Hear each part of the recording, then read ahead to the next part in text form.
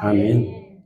오늘 말씀은 마태복음 5장에서 7장까지 있었던 산상수훈이 끝나고 예수님께서 산에서 내려오셔서 하신 첫 사역에 관한 말씀입니다. 이 산상수훈의 내용은요, 택함을 받은 천국 백성들은 어떻게 살아야 하는가에 대해서 예수님께서 길게 얘기하셨어요. 그리고 나서 이제 예수님께서 그 다음 사역을 하시는 건데, 마태복음은 누가 썼습니까? 마태가 썼습니다. 그래서 마태복음입니다. 그런데 마태는 쓸 때 이 서신의 대상자를 누구로 뒀냐면 유대인들에게 줬어요. 대상자가. 그러니까 유대인들에게 쓴 편지라는 거죠. 그 사실이 있었던 이야기를. 그래서 유대인들한테 무슨 얘기를 하냐면, 너희가 죽인 예수가 실제로 메시아고 너희의 왕이다. 그것을 알려줘요. 그래서 마태복음 처음에 시작할 때 족보부터 나오죠. 그래서 딱 기록한 이유가 그런 것입니다. 근데 이 마태복음의 특징은 뭐냐면 시간 순서대로 쓰지 않았어요. 자, 시간 순서대로 했으면 어제 일을 먼저 쓰고 내일 일을 나중에 쓰죠. 근데 그렇게 안 썼대요. 사건 중심으로 썼대요. 그래서 사건들을 막 모아서 쓰는 거예요. 그러니까 뭐냐면 지금 마태복음 8장부터 지금 오늘 8장부터 9장까지는 뭐가 나오냐면 병 고치는 것만 줄창 나옵니다. 몇 번? 10번. 많이 나오죠. 모아놨다는 증거예요. 한꺼번에 하신 게 아니라 여러 가지를 다 모아서 이렇게 보여주고 있는 겁니다. 그 예수님이 하신 사역에 중요한 세 가지 포인트가 있습니다. 크게 하신 사역이 세 가지예요. 마태복음 4장 23절 다음 페이지에 나옵니다. 마태복음이 그대로, 마태복음 4장 23절 읽어볼까요? 시작. 예수께서 온 갈릴리에 두루 다니사 그들의 회당에서 가르치시며 천국 복음을 전파하시며 백성 중에 모든 병과 모든 악한 것을 고치시니. 그러니까 뭐냐면 첫 번째는 가르친 거, 두 번째는 복음을 전하는 거, 세 번째 약한 병들을 고치신 거. 이게 예수님의 세 가지 주된 사역이었어요. 이 세 가지 안에서 다 해결이 됐었는데, 지금 이 3대 사역 중에 산상수훈은 가르치시며 복음을 전파하신 것까지 하시고, 그죠? 그 다음에 산에서 내려오셔서 이제 무슨 사역 하신 거예요? 고치시는 사역을 하시는 거죠. 다 연결이 되죠? 네, 다 연결이 되는 겁니다. 그런데 여러분, 이 신유 사역을 예수님이 하실 때 우리가 이 신유 사역 하신 거하고 예수님이 처음에 공생애를 시작하실 때 사건하고 연결이 됩니다. 자, 공생애 처음에 시작하실 때 사건 여러분 기억하십니까? 하루는 예수님이 나사렛에 이르셔서 안식일에 늘 하시는 대로 회당에 들어가십니다. 회당에 딱 들어가셔요.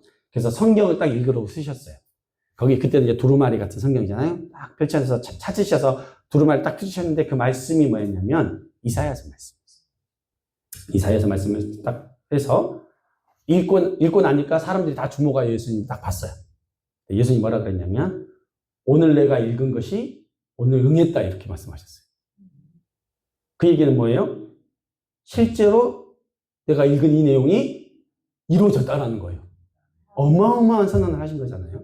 아직 예수님 공생이 하기 전이었어요. 그 말씀, 예수님이 그날 읽으셨던 본문 우리도 함께 읽어볼까요? 네, 61장 1절 함께 읽겠습니다. 시작. 주 여호와의 영이 내게 내리셨으니 이는 여호와께서 내게 기름을 부으사 가난한 자에게 아름다운 소식을 전하게 하려 하시니라. 나를 보내사 마음이 상한 자를 고치며 오래된 자에게 자유를, 갇힌 자에게 노임을 선포하며. 자, 연결돼야 안 돼요? 예수님 처음에 나 이런 일을 할 거야. 그리고 이것이 너희들에게 이루어질 거야 라고 선언하셨잖아요. 그죠? 그대로 지금 예수님이 하고 계시다는 거예요. 주의 영이 이사야에게 임했던 것처럼 나에게도 임했다. 성령이 나에게 임하시면 가난한 자들에게 복음의 소식을 전하기 위해서 하신 것이고, 또 나를 보내서 마음이 상한 자도 고치고 포로된 자에게 자유를 주고 갇힌 자에게 노임을 선포하라는 엄청난 말씀을 하셨던 거예요. 예수님이 이 선언대로 마태복음 8장 9절에서 참 많은 신유 사역을 하셨어요. 어떤 사역을 하셨냐면 오늘 보면 8장에서 나왔던 이 나병 환자뿐만 아니라 그 다음에는요, 병들어 누워있는 백부장의 하인 중풍병자도 고쳐주셨어요. 또 세 번째는 베드로의 장모가 열병을 앓고 있었는데 열병도 고쳐주셨어요.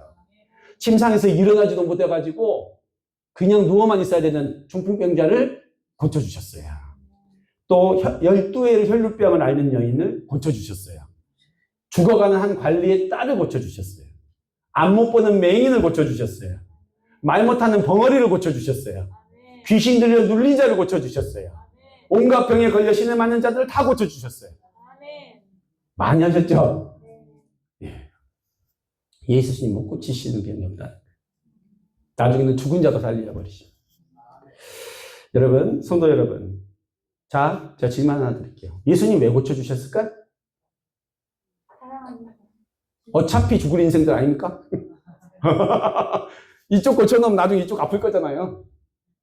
여러분, 나이 들어봐서 다 알잖아요. 허리 아프면 나중에 무릎 아프고 다 그러잖아요. 뭐 허리 고쳐줬으면 또 무릎도 아플 건데 꼭 고쳐줘봐야 뭐하지? 이렇게 생각할 수도 있죠. 근데 예수님이 왜 고쳐줬을까?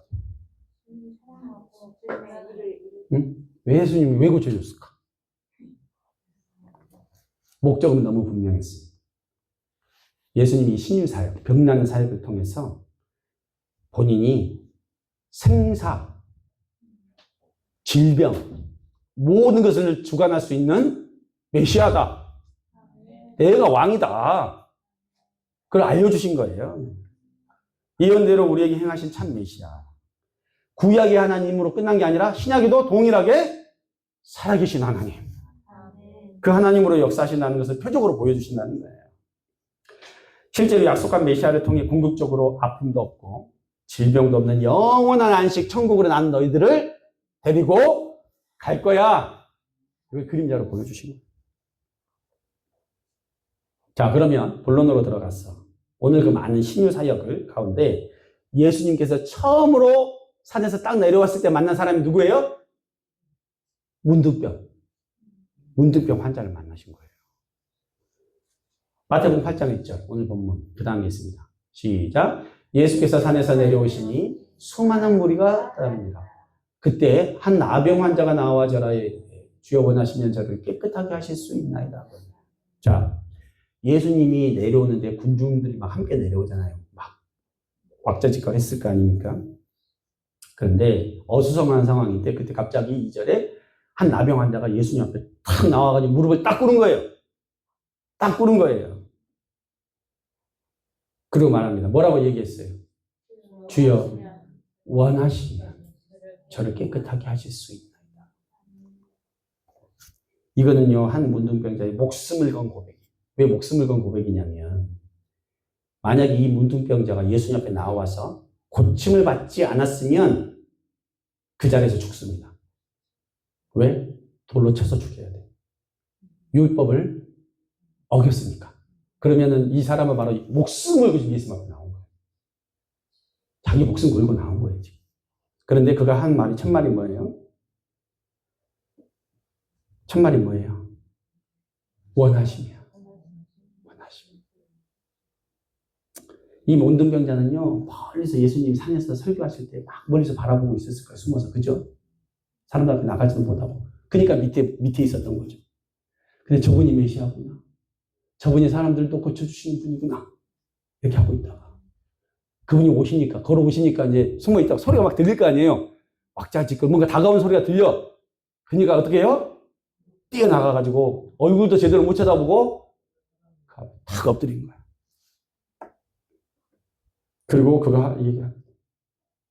당신이 원하시오. 당신이 원하시오. 왜 이렇게 얘기했을까요? 그는요, 수많은 거절을 당했던 사람. 문둥병에 걸리면 가족들도 멀리합니다. 함께하지 않아요.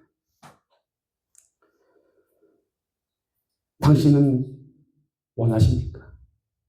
얼마나 가슴 아픈 이야기예요. 그죠? 제가 그런 자격이 있는 사람입니까? 묻는 거예요. 그래서 여러분 오늘 우리는 이 본문을 통해서 알아야 될 첫 번째 메시지는요. 예수님의 만지심의 의미에 관한 거예요. 뭐라고요? 만지심이에요. 도대체 왜 예수님이 만지셨을까? 원래는 문둥병자를 만지는 거 아니잖아요. 만지셨어요. 율법을 깨고 만지셨어요. 이 문둥병자는요. 예수님 앞에 엎드려서 당신이 원하시면 저를 깨끗이 하실 수 있습니다라고 얘기했어요. 그리고 나서 어떻게 해요? 예수님의 반응, 대답을 기다리고 있습니다. 어떤 자세로? 엎드린 자세로. 아까 그 그림 참 좋네요. 예. 이렇게 엎드려서 딱 있죠. 근데요, 시간이 얼마나 흘러졌을까? 모르겠어요. 예수님 반응 기다리고 있는데, 그 반응을 기다리는 이 사람에게 그 시간이 짧게 느껴질까요? 길게 느껴질까요? 아주 길게 느껴지죠. 근데 예수님은 바로 대답 안 하십니다. 대답을 안 해요. 뭘부터 하셨어요? 조금 있는데 그가 엎드렸는데 예수님이 손을 대신 거예요, 그에게. 말보다 먼저 손을 대신 거예요. 지금까지 아무도 자기에게 손을 대지 않아. 질병같이 취급당해서 아무도 손을 대지 않는데 예수님의 따뜻한 손이 그 사람이 올라오는 거예요. 그는 놀랬죠? 예수님은 먼저 누더기를 걸쳐 입은 그에게 자신의 거룩한 손을 대셨어요. 그리고 말씀하십니다. 오늘 본문의 3절입니다. 한번 볼까요? 읽습니다. 시작. 예수께서 손을 내밀어 그에게 대시며 이르시되 내가 원하노니 깨끗함을 받으라 하시니 즉시 그의 나병이 깨끗하여진지라. 여러분, 예수님은 말씀하시기 전에 먼저 손을 내밀어 그에게 대셨어요.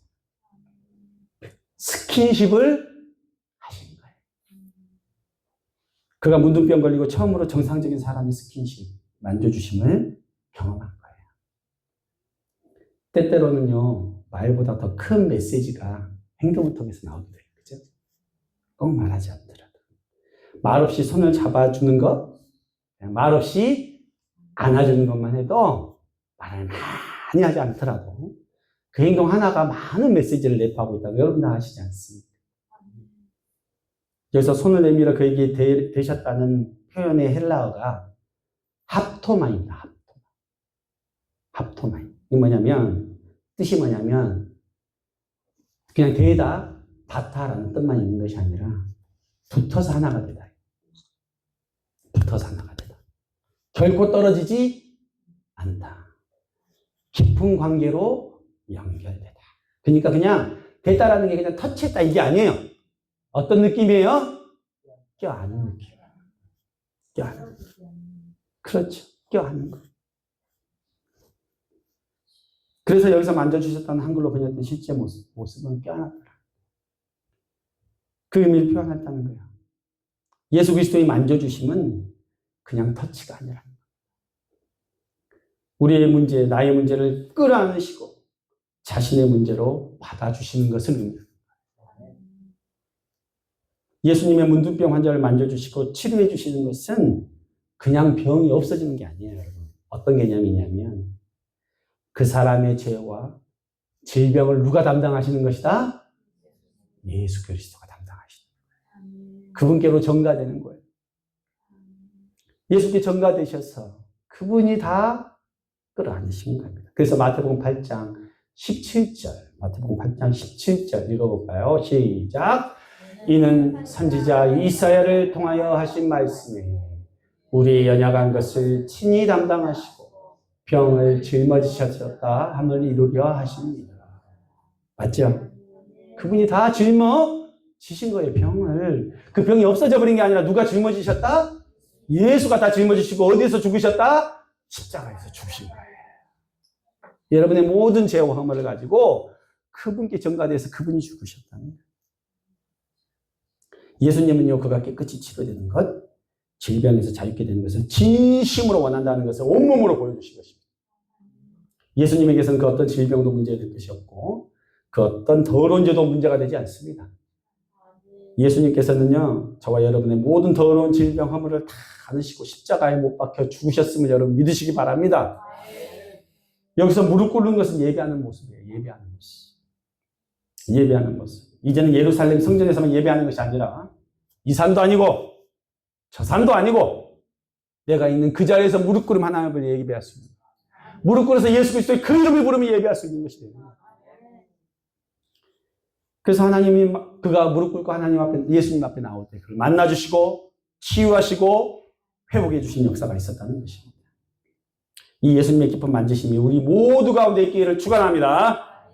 우리는요, 예수님은요, 우리 모두의 연약한 질병과 마음의 문제, 정신적 고통, 육신의 고통에서 자유를 주시기를 간절히 원하고 계세요. 혹시 이 생에 고쳐지지 않는다 하더라도 천국 그곳에서는 영원한 자유와 해방을 누리게 될 것을 여러분 믿으시기 바랍니다. 두 번째 메시지입니다. 두 번째 메시지는요. 문둥병으로부터 깨끗함을 입은 영적인 의미예요. 이 영적인 의미가 있습니다. 이거 너무너무 중요한 메시지예요, 사실. 여러분 잘 들어보시기 바랍니다. 오늘 본문 4절 한번 읽어볼까요? 4절. 본문 4절. 네. 본문 4절. 4절에 없나요? 네. 4절 한번 읽어볼까요? 시작. 예수께서 이르시되 다만 가서 제사장에게 네 몸을 보이고 모세가 명한 예물을 드려 그들에게 입증하라 하십니다. 뭐냐면 여러분 지금요 원래는 문둥병은 병이잖아요. 근데 지금 의사한테 가라고 안 하고 어디로 가라고 하셨어요? 제사장한테 가라고 그랬죠. 왜냐면 여러분 이 문둥병에 대해서 우리가 좀 알아야 될 게 있는데 문둥병이 종교적인 병으로 인식이 됐었어요. 그 당시 종교적인 병이에요. 그래서 문둥병에 걸리면 의사를 찾아가는 게 아니라 제사장한테 가야 했어요. 그래서 히브리적 사고에 의하면 문둥병은 왜 걸리냐? 그죠? 왜 걸리냐? 사람들이 뭐라고 얘기했냐면 다른 사람을 중상하고 비방한 죄로 말미암는 것이라고 얘기했어요. 이게 왜 이런 말이 나왔냐면 민수기 12장 1절을 보면 나와요. 민수기 12장 1절. 읽어볼까요? 시작. 모세가 구스 여자를 취하였더니 그 구스 여자를 취하였으므로 미리암과 아론이 모세를 비방합니다. 예.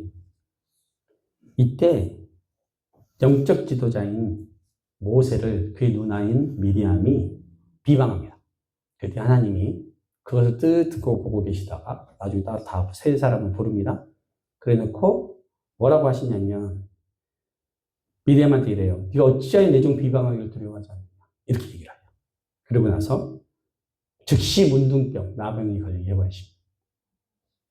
그걸 딱 보니까 모세가 자기 누나가 문둥병에 걸렸잖아요. 그러니까 하나님 탁 무릎을 꿇습니다. 하나님 용서해 주십시오.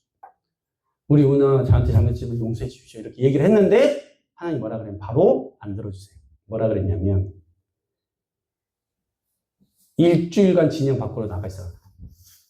바로 안 고쳐주십니다. 일주일 동안 나가 있어서 진영 밖에 나가서 수치를 당하고 회개할 시간 주십니다. 그리고 나서 일주일 후에 들어오게 해요. 고쳐주시고. 이 역사적인 사건이 있던 거예요. 그러니까 이스라엘 민족은 뭐예요? 문둥병, 나병은 비방하는 것. 이거에 대한 죄라고 생각을 했던 거예요. 그 사람들이. 여러분 저는요. 여러분들이 입술이 먼저 하나님 앞에 깨끗해지시기를 축원합니다. 지금 누군가를 비방하고 중상한다고 해서 문둥병 걸린 시대 아니에요. 그러나 누군가를 비방하고 비판하는 사람들은요. 영적으로 문둥병 걸려요. 문둥병 걸린 거라니까 영적으로.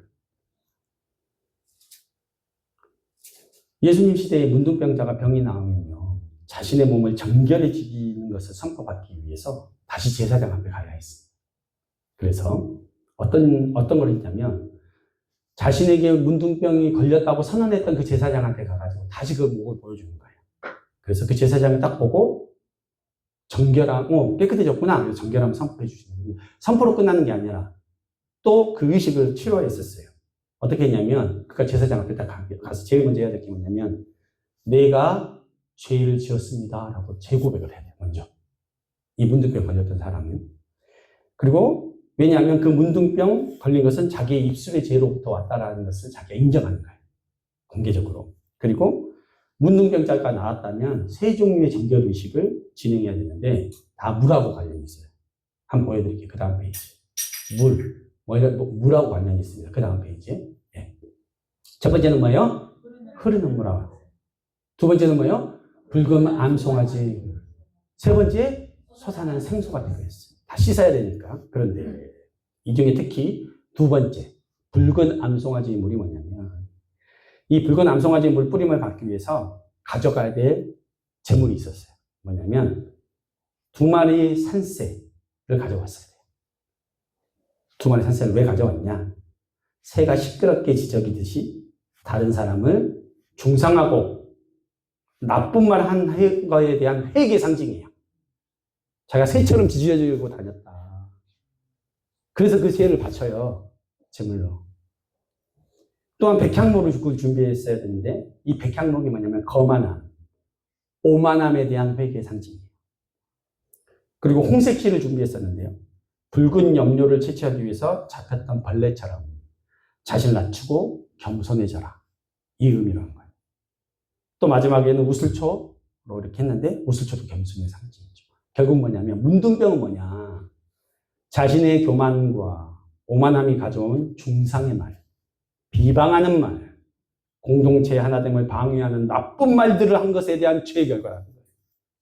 이게 영적인 의미입니다, 지금. 그걸 아셔야 돼요. 성도 여러분, 우리 교회에는 이런 영적 문둥병이 없기를 축원합니다. 지금 예수님이 여러분에게 이런 문둥병 걸린 사람인지 아닌지 물으시면 여러분 어떻게 대답하실까요? 여기서 자유하실 분이 있으실까요? 저도 솔직히 얘기합니다. 너무 힘드니까 여기 나와요. 나도 그랬어, 사실은. 근데 저는 회개 겁나게 했고, 그 다음에 하나님 앞에 회개하니까 너무 은혜를 받고, 또 나를 힘들게 하는 사람을 제일 많이 기도를 해줘. 하나님 아셔. 제일 많이 기도해요, 나는. 제가 여러분에게 기회를 드리겠습니다. 제가 아니라 하나님 앞에 있다고 생각하십시오. 다들 눈을 감으시고, 다 눈을 감으시고. 눈 뜨지 마십시오. 내가 교회 공동체 형제 자매들을 욕했습니다. 비방했습니다. 때로는 우리 교회 영적 리더로 세운 모세와 같은 목회자도 비방하고 뒷말을 했었습니다. 그랬던 저를 용서해 주십시오 하시는 분들은 하나님 앞에서 용서를 구하시는 의미로 손을 드십시오.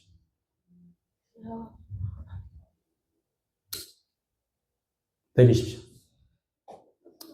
손 올리신 분들마다 하나님의 긍휼하심과 깨끗게 하시면 은혜가 있을 줄 믿습니다. 눈 뜨십시오. 용기 내주셔서 감사합니다. 하나님 받으셨을 줄 믿습니다. 여러분, 사실 공동체를 하나 되지 못하게 만드는 무서운 병이 뒷말하는 거예요. 비방하는 거예요. 정말 문득병과 같아요. 이런 것들은 공동체를 파괴해버려요. 근데 그 문둥병은 전염이 돼요. 부정적인 말을 들으면, 자, 뒷말은 혼자예요, 같이 해요? 같이 하죠. 누군가에게 하잖아요. 그러면요, 그것이 전염돼서 그 부정적인 것이 그 사람에게로 넘어가서 신뢰가 깨져버려요. 공동체가 성장하지 못하게 되는 걸림돌이 되버려요. 분열이 조장되고 파당을 만들어버려요. 그래서 문둥병은 하나님께서 격리시키라고 한 거예요. 함께하지 못하게 하는 거예요. 철저하게. 그것을 어길 때 돌로 쳐서 죽이라는 거예요. 여러분, 저는요, 이제 1년 넘다 보니까 우리 안에 혹시 그런 일들이 있을 수도 있었다라는 것을 제가 보고도 하고도 듣기도 했었어요. 그러나 이제는 하나님 앞에서 정확히 제가 말씀드립니다. 그건 뭐예요? 문둥병 걸린 우리들의 모습이라는 거예요. 하나님 앞에서 철저히 회개하시고 깨끗함을 입으시기를 축원합니다. 여러분,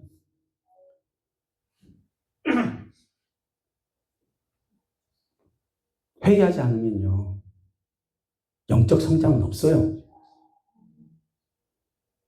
영적인 복이 흘러가지가 않아요. 자기 머리에 조주를 쌓고 있는 거예요. 그러니까 안 풀리는 거야. 입으로 다 까먹어버리니까 복이 흘러가지를 못하는 거예요. 영적인 세계는 너무 정확한 세계입니다. 아까 간증하셨죠? 순종하니까 하나님께서 은혜 주시는 거예요. 여러분, 순종해야 돼요. 늘 다른 사람을 요구하는 사람은요, 자신 속에 나병처럼 썩어있다는 사실을 모르는 거예요. 그러다가 생애를 마감할 수도 있는 거예요. 성도 여러분, 자신이 환자라는 사실을 인정하는 사람, 하나님 앞에 회개하는 사람이 정말 복된 사람임을 믿으시기 바랍니다.